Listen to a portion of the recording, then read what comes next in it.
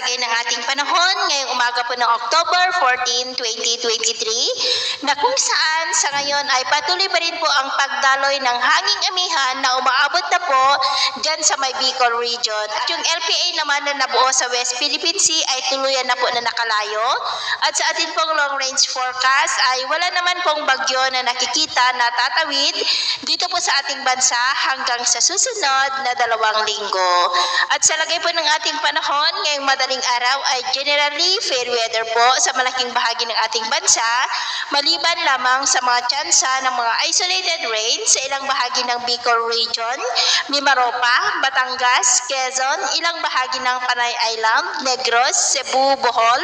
Leyte at Zamboanga Peninsula. At mamaya ay sisikat ang araw sa malaking bahagi ng ating bansa,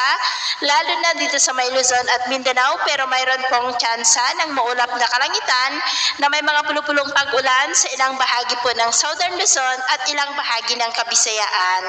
At mamayang hapon, mas maraming lugar na sa ating bansa ang makakaranas